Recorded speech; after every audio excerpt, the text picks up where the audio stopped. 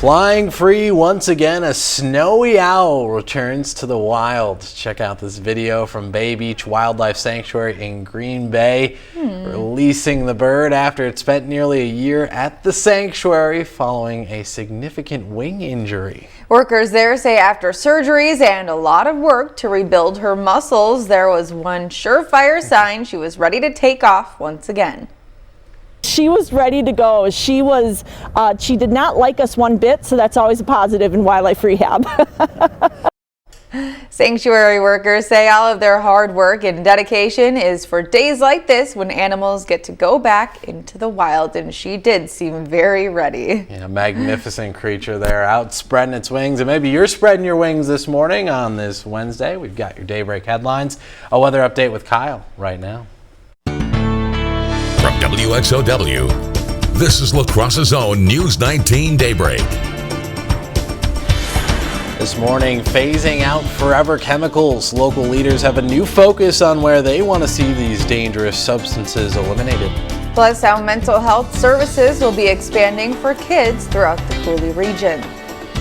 Well, good morning to you. It is 5 a.m. I'm Mike Biermeister. I'm Carly Swisher. And I'm Kyle Weiss. It's Wednesday, January 18th, and it's National Thesaurus Day, and it honors Peter Mark Roget, the author of Roget's Thesaurus, who was born on this day in 1779. In 1840, he retired from a successful career in medicine and spent the rest of his life collecting and categorizing words for his thesaurus of English words and phrases. The day encourages you to get creative with your language and expand your vocabulary. Find a synonym for a word you use commonly and try it out. So maybe instead of "we're not excited about the snow," we can say something else, Kyle. We're not happy about the snow. I'm excited. Okay. It's gonna be, a little but winter what's another weather. word for excited?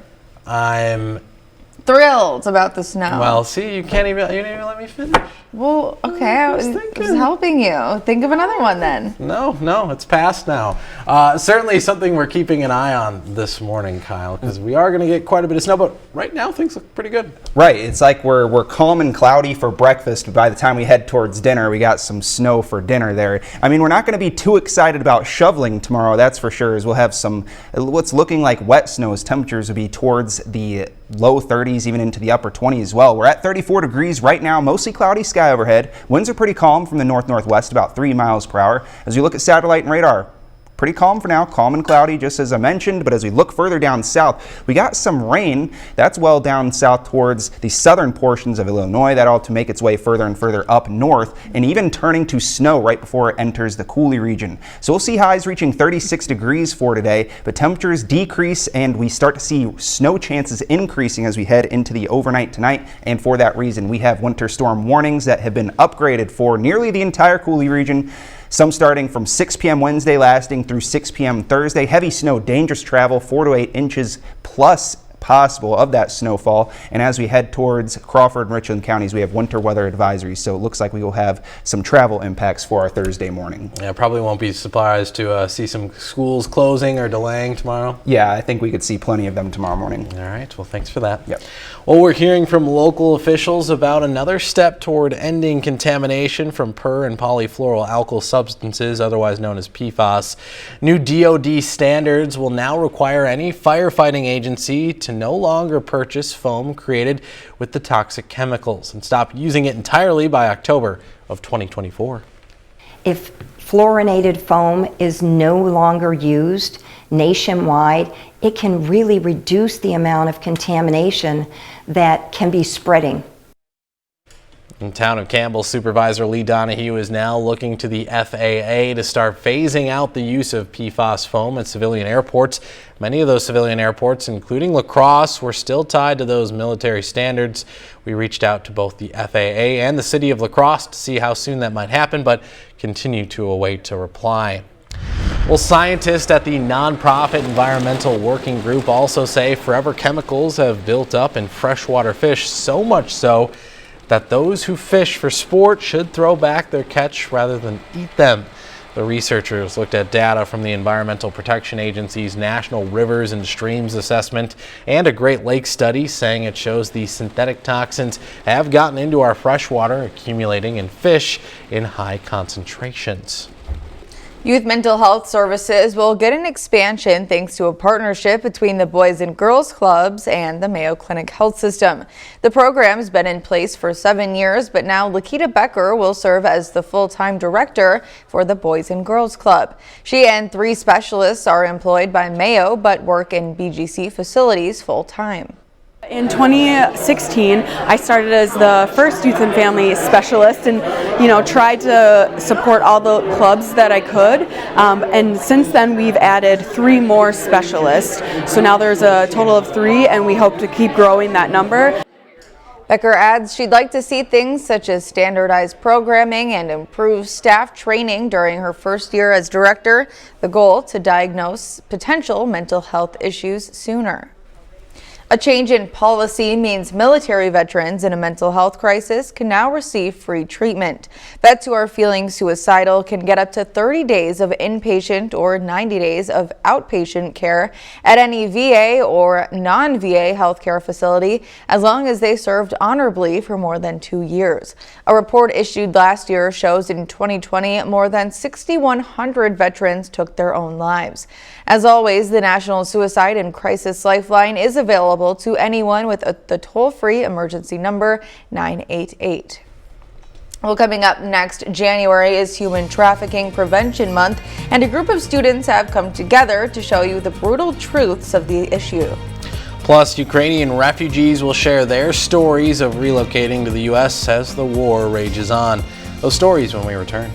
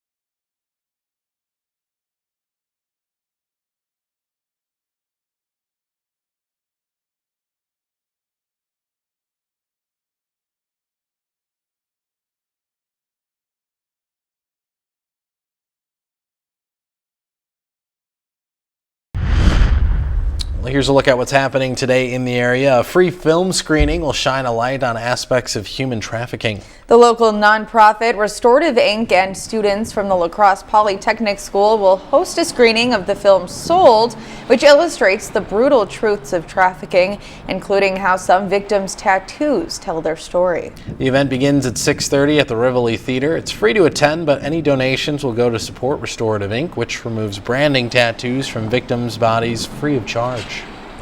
Today's community conversations in La Crosse will focus on Ukrainian refugees. Refugees living in the area will share their stories about relocating to the U.S. The La Crosse Welcome Circle has been helping these people settle here as the war rages on in their home country.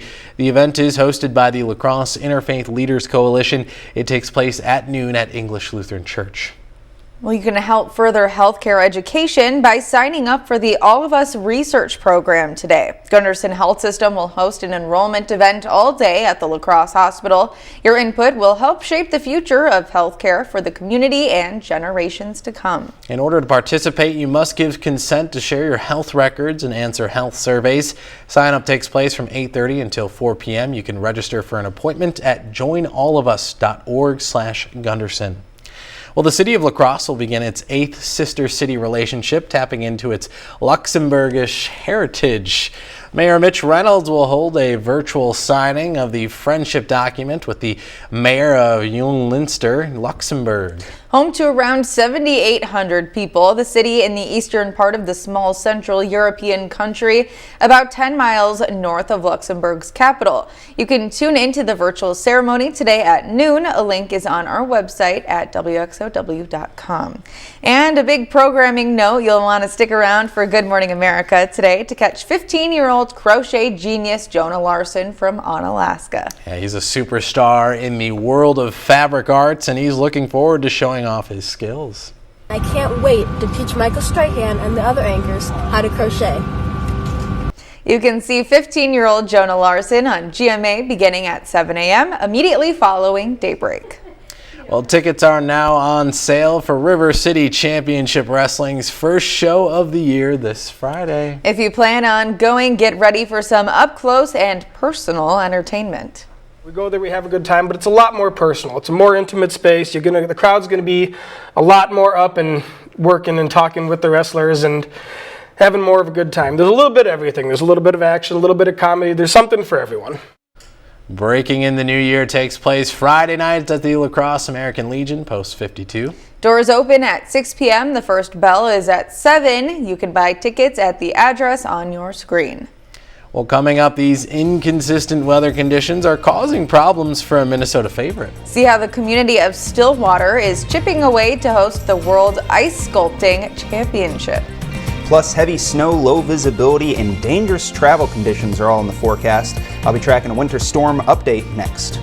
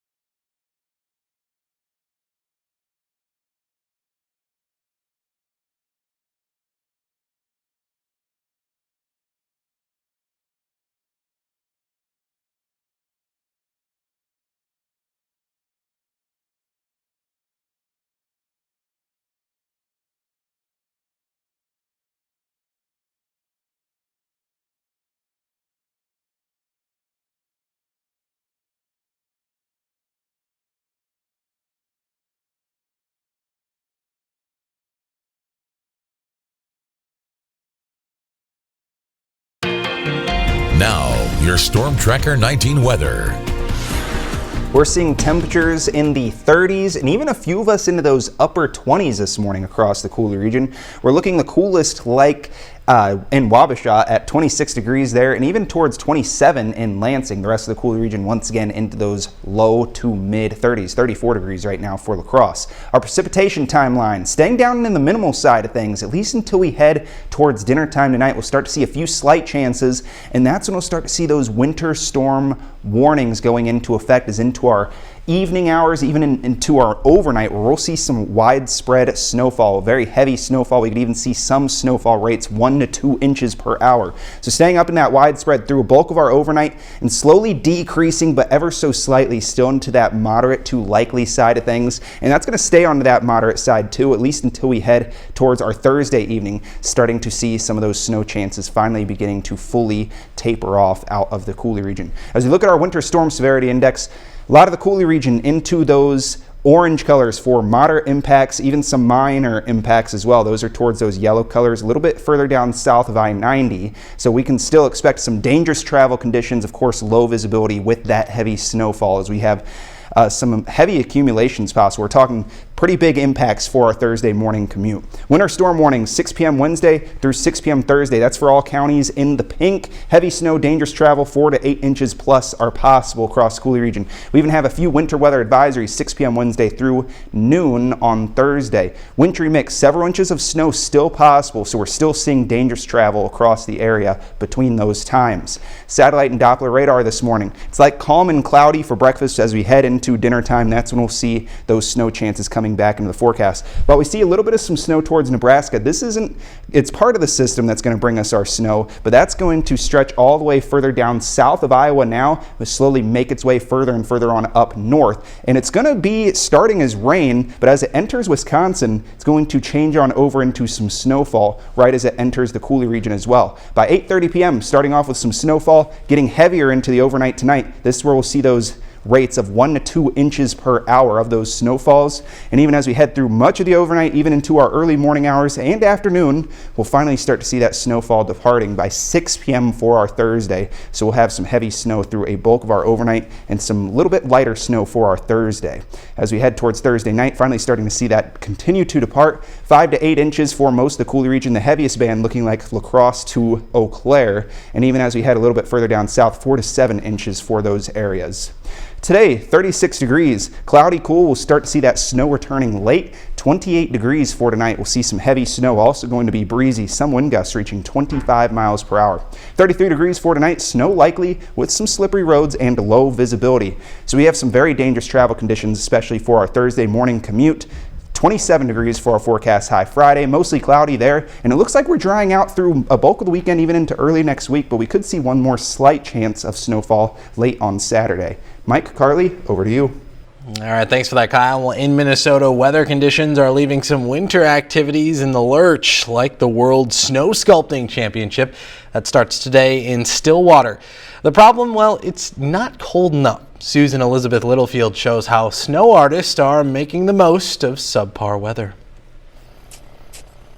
Despite the warmth. Yeah, we could use a little cooler temperatures. And the rain.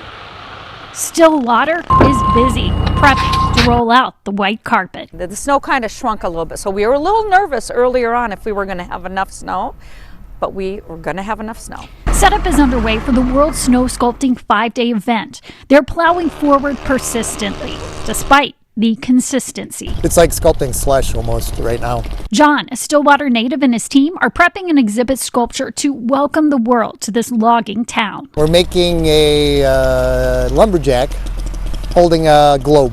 But with the weather, it's tricky. It's very sticky and it's really dense. So it's really good snowball weather, but it's kind of not that great for sculpting.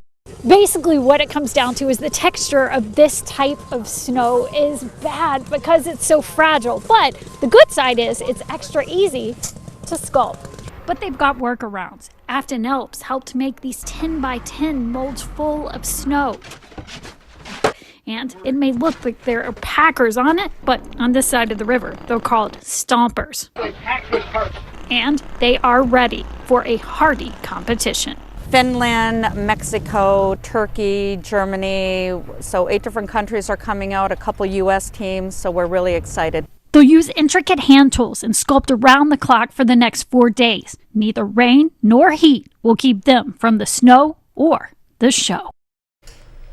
Well, I'm excited to see some of the creations they're able to make up. After the break, the official trailer is out for the 3rd season of Disney's The Mandalorian. What to know ahead of that big premiere? Plus, we show you a sneak peek of this sitcom from the 80s returning with its own twist on the original. Your entertainment headlines are next.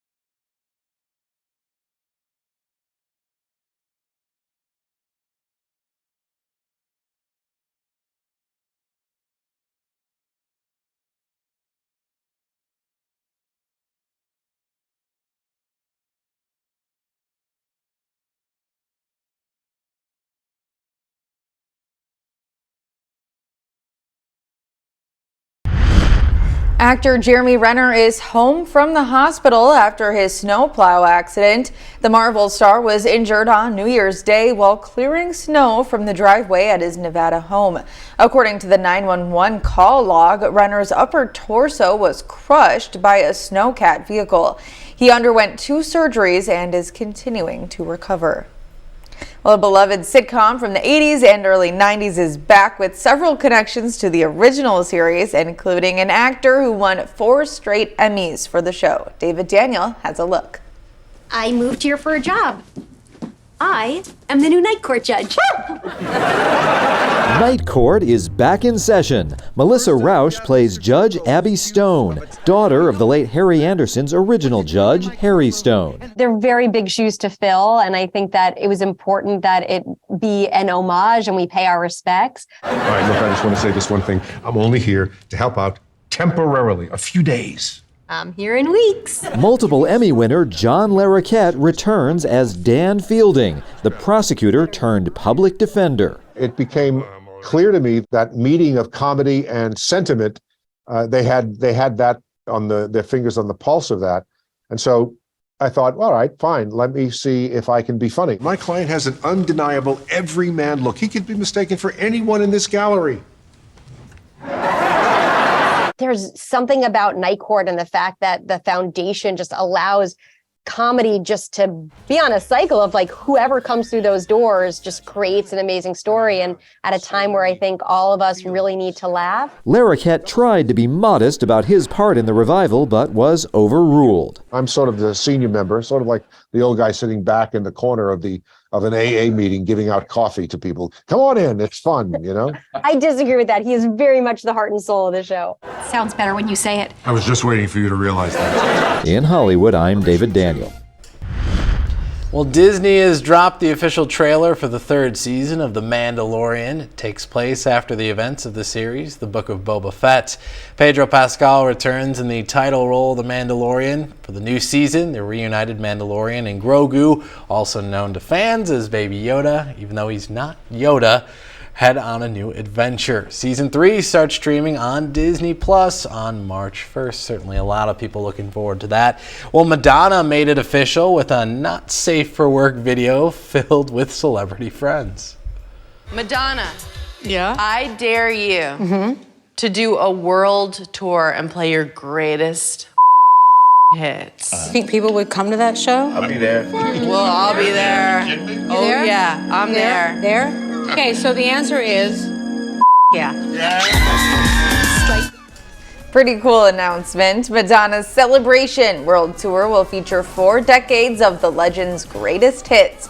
The tour launches July 15th in Vancouver. Tickets go on sale this Friday. Wouldn't that be a great birthday gift? Oh, it's a pretty good birthday gift. Happy birthday to Dan in Westby. Happy birthday and happy retirement tomorrow to the best husband, best father, and best papa. We love you. Love Terry, Amy, Ryan, Kelly, Justin, Laney, Braden, and Cameron. And how about a happy birthday to Kelly, who's turning 39 for the 20th time. That's love from Wayne. And a happy 10th birthday to Megan Rowley. Happy double-digit birthday, Megan. We can't believe you're 10. Have a fabulous day. Love, Mom and Dad. A happy birthday to everybody celebrating from all of us here on Daybreak. We'll be right back.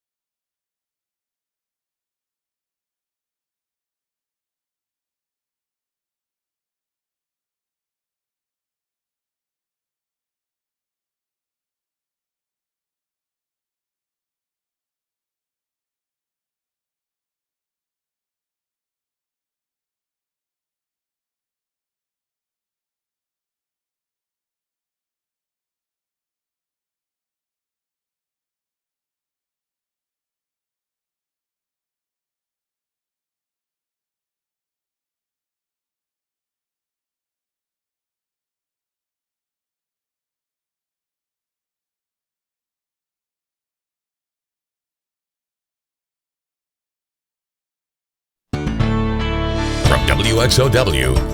This is La Crosse's own News 19 Daybreak. This morning, Wisconsin voters are one step closer to seeing a question about bail reform on their ballots. We'll recap the developments from the state capitol. Plus, in today's Wellness Wednesday, we tell you how you can get involved in an upcoming Family and Children's Center event tackling mental health. And winter storm warnings go into effect tonight. We'll have an update with the latest details in my forecast. Well, good morning. Just a minute after 5:30. I'm Mike Biermeister. And I'm Carly Swisher. It's Wednesday, January 18th. All right, we'll get to that big weather storm that's coming through in just a bit. But first, we got to start with some of those top stories, Carly. Well, La Crosse State Senator Brad Pfaff is one of two Democrats who voted with Republicans to advance a possible amendment to change how the state sets bail. Now, currently, a court can only consider how likely a defendant is to show up to court. Under this new amendment, commissioners could also take into account a defendant's violent criminal past and threat to the community. The resolution passed the state Senate by a 23-9 vote. Republicans leading the effort say this would bring Wisconsin in line with most of the country. Democrats opposed would rather see cash considerations gone altogether, and the court simply deciding yes or no whether a defendant is a risk to release. 45 other states allow judges to consider the criminal history of a defendant when setting bail. Can't look at that in Wisconsin. It's a risk-based system that removes money as the primary deterrent for pretrial release and protecting public safety. Senator Pfaff joined Kenosha Democrat Robert Wirch in voting with Republicans to pass the matter. The amendment will now go before the Assembly, which is expected to pass it tomorrow. Now, if that happens, the question would appear on the April ballot. Meanwhile, the Senate also approved an advisory referendum which would gauge how voters feel about work requirements for welfare benefits in the state, ignoring Governor Evers and Democrats' calls for a referendum on abortion. Senator Pfaff was the lone Democrat voting with Republicans to pass the welfare measure. This ballot question would be non-binding, meaning it would not affect any current laws. Well, happening today, a panel of judges will hear arguments as former Minneapolis police officer Derek Chauvin seeks to appeal his murder conviction. His lawyers are asking the Minnesota Court of Appeals to overturn his conviction for the 2020 murder of George Floyd. The attorneys have accused prosecutors of misconduct and are arguing that the case should not have been tried in Minneapolis and the jury should have been fully sequestered. They also say the trial should have been delayed due to its high-profile nature. Chauvin was sentenced to 22.5 years in prison. A former Badgers football player finally gets his day in court on trial for a pair of murders 3 years ago. After a couple of COVID delays, the prosecution has begun presenting its case against Marcus Randall L. He's accused of the murders of Sierra Winchester and Brittany McAdory in the early hours of February 10th of 2020 near a Janesville gas station. They say Winchester was involved with Randall L. and McAdory was Winchester's friend. Prosecutors allege Randall L. was a drug dealer who wrongly suspected Winchester of double-crossing him, despite another woman assuring him everything was okay.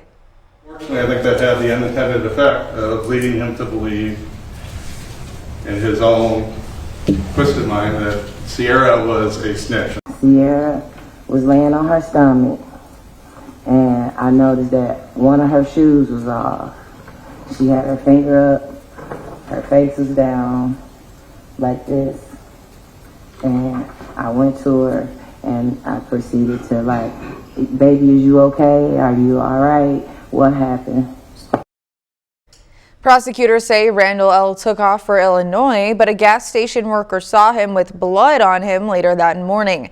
Randall L.'s attorneys say his surrender to police in Chicago shows he was not running and wants to prove his innocence. All right, over to the forecast now. Let's bring in Storm Tracker 19 meteorologist Kyle Weiss to tell us about Those winter storms coming in, and certainly this morning will look much different than tomorrow, Kyle. That's right. Really calm and cloudy this morning, and tomorrow going to be seeing a lot of visibility issues, a lot of heavy snow as well, as we already have winter storm warnings issued across the Coulee region from 6 p.m. Wednesday to 6 p.m. Thursday. Heavy snow, dangerous travel, 4 to 8 inches plus are possible across the Coulee region. We also have some winter weather advisories for Crawford and Richland counties, the only 2 counties in the Coulee region with those advisories.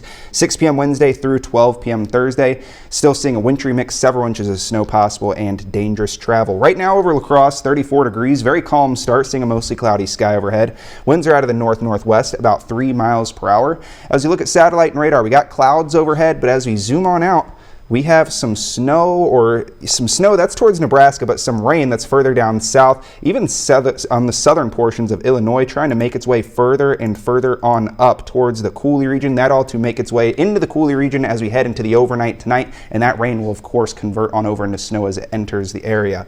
Today's forecast reaching 36 degrees, staying cloudy at least until we head into the overnight tonight. We'll see decreasing temperatures and increasing snow chances. I'll be tracking those in my full forecast. Well, as we await the winter storm, we're getting a look at the massive tornado that touched down in Williamsburg, Iowa, about 40 miles southwest of Cedar Rapids. The National Weather Service has confirmed the rare January twister, which became the earliest tornado ever reported in Iowa, and just the second time tornadoes were ever recorded in January. The last time was in 1967, when 13 tornadoes were reported in southeast Iowa. Some frightening video from eastern Wisconsin that serves as a reminder to drivers to slow down and take extra precautions, especially around school buses. The video, captured by a home surveillance system, shows the close call in Winnebago County on January 6. A school bus pulls up at the end of the driveway with its lights flashing as the young boy gets on. A car swerves around the bus and goes off the road, nearly hitting him. There was no ill intent or malfeasance on the part of the driver. It was an unfortunate accident where she was unable to bring her vehicle to a complete stop. I believe she did the best that she could to avoid colliding with the bus, and unfortunately nearly struck the child. But at the end of the day, the outcome for everybody involved could have been so much worse. The sheriff's office cited the driver for failure to stop for a school bus. It comes with a $326 fine. A 17-year-old from Lewiston, Minnesota is in the hospital with life-threatening injuries after a head-on crash with a school bus. Happened yesterday morning. The Winona County Sheriff's Office says the car was heading south on County Road 20 near Stockton around 6 a.m. when it collided head-on with the bus. Authorities say no students were on the bus at the time of the crash, but the bus driver, who was not injured in the crash itself, was treated at the hospital for injuries that happened afterward. Again, the 17-year-old driving the car was rushed to the hospital with life-threatening injuries. That crash is still under investigation. The League of Women Voters is working to boost confidence in the Wisconsin courts. Guest speaker for the League's online seminar, Lisa Graves, says confidence can't be built with judicial elections if they're funded in large part by money from unknown political groups and aren't disclosed to voters. We need to reform what the Supreme Court has done.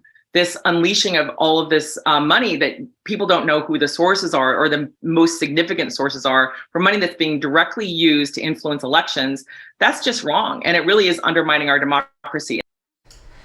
The primary election for this spring's Wisconsin Supreme Court will be on February 21st. Well, ahead of next week's state budget reveal, Minnesota Governor Tim Walz is hinting at what's to come, and the governor announcing at a St. Paul elementary school a $12 billion four-year plan that includes major tax credits for families and more money to schools across the state. His full budget announcement is expected next Tuesday. Well, at the national level, get ready to hear a lot about the debt ceiling. Treasury Secretary Janet Yellen says the United States will reach its debt limit tomorrow. So what does that mean for your wallet? Not much yet, but if Congress doesn't settle on a solution, it could take a devastating toll on the U.S. economy and impact your bottom line. Karen Kaifa is in Washington with the latest. The debt ceiling will be the talk of Washington until lawmakers on Capitol Hill can compromise and take action.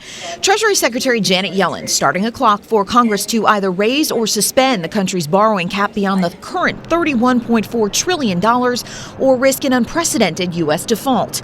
Yellen wrote lawmakers on Friday to say the U.S. will hit its debt limit on Thursday, but the Treasury Department will take measures to allow breathing room until at least June.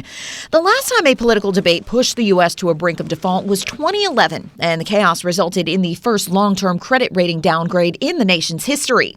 To threaten to not pay America's debts would put all of us at risk. But new House Speaker Kevin McCarthy has indicated he may take a hard line on a debt increase, likely to satisfy some conservatives at the heart of his bruising battle for the gavel. Let's start paying this debt off and make sure the future generation has as many opportunities as we do. If Congress can agree on an increase, experts say interest rates on everything from your credit card debt to auto loans to mortgages could skyrocket as it becomes more expensive for the U.S. to borrow. The stock market could tank, hammering retirement accounts. And the Treasury Department might decide to delay or temporarily halt payments like Social Security checks, Medicare disbursements, and military pay to cover debts.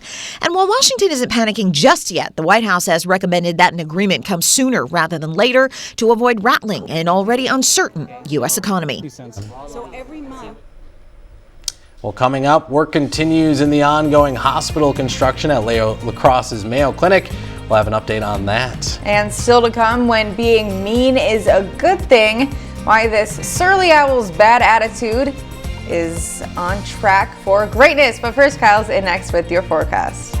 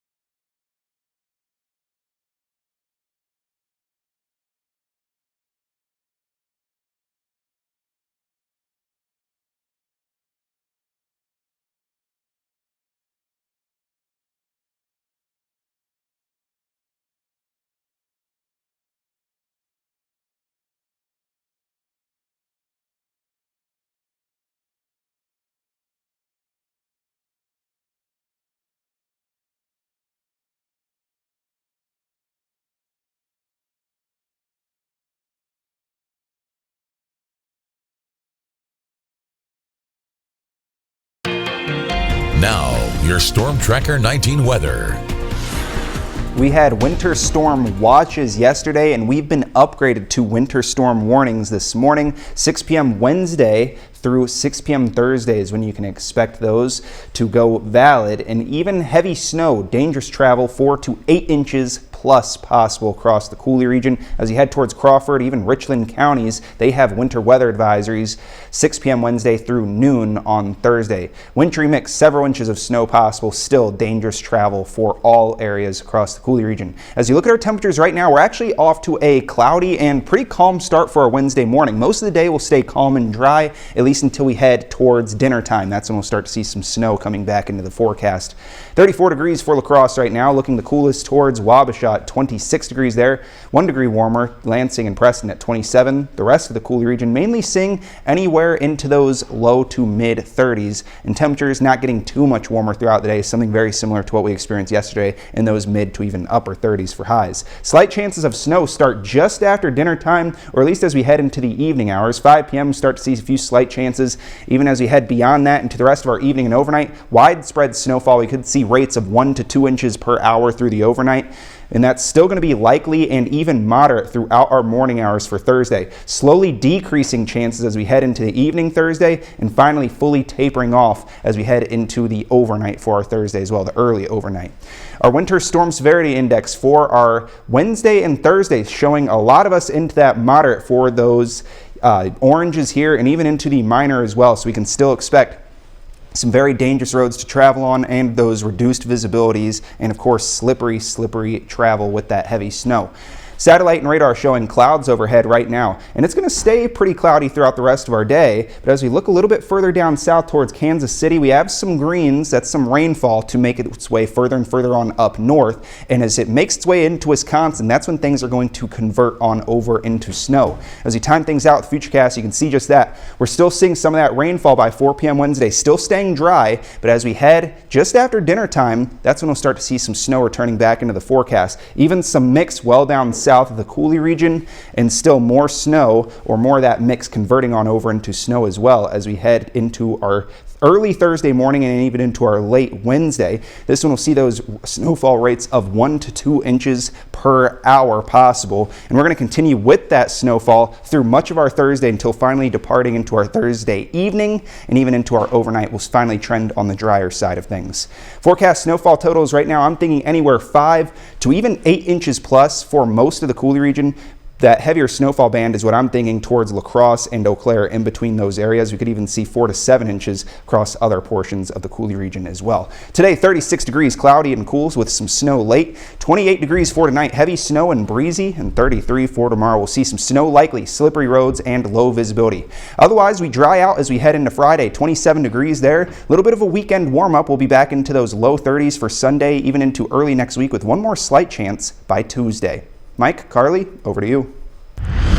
Thanks, Kyle. Flying free once again, a snowy owl returns to the wild. Check out this video from the Bay Beach Wildlife Sanctuary in Green Bay, releasing the bird after it's been nearly a year at the sanctuary following a significant wing injury. Workers there say after surgeries and a lot of work to rebuild her muscles, there was one surefire sign she was ready to take off once again. She was ready to go. She did not like us one bit, so that's always a positive in wildlife rehab. Sanctuary workers say all their hard work and dedication is for days like this when animals get to go back into the wild. Well, a Darlington, Wisconsin man is lucky to be alive after he rushed into a burning home to save his dogs. Reporter Rachel Perry caught up with him just as he got out of the hospital. Smoke and flames filled his house. Sean Russell had something else on his mind. I would go to the end of the world for him. His 5 dogs all trapped inside. I run down and I see my whole chair, the blankets around the chair, and flames going up and over the couch.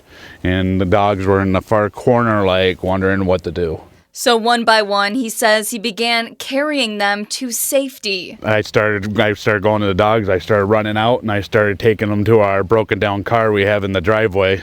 Unable to reach 2 of the dogs and struggling to catch his breath, Russell tells me he came to the heart-wrenching realization that it wasn't safe to go back in. all my oxygen just like right out of me, and felt I knew I had to make that decision. It flipping sucked because I did not like seeing my dog go there, but I would have been staying in there myself. Russell says he was taken to the hospital. Meanwhile, first responders found the 2 dogs still trapped inside and barely breathing. They were rushed to a vet 2 hours away in Waukesha. They're all making a fast recovery. While the dogs and the rest of his family are safe, Russell says they lost everything inside the home, and with 4 kids, it hasn't been easy. It's hard to so ask for help, but like if you guys can just put smiles on my kids' faces and just brighten up their days, that'd make me happy. And Russell says he's so thankful for the firefighters, his family, and his community for helping him after this tragedy. Demolition begins as part of the ongoing hospital construction at La Crosse's Mayo Clinic. They've begun to tear down the former occupational health building on the corner of 10th and Market Streets. The nearly 70-year-old building was originally used for small clinical practice. Replacing it will be more parking spaces, a drift bicycle station, a rain garden, and 5 electric vehicle charging stations. Well, coming up, we recap high school hoops and the girls team climbing the ranks and becoming the team to beat. But first, combating mental health and substance abuse in rural communities. Members of the Family and Children's Center join us to tell us about an upcoming event. Wellness Wednesday is next.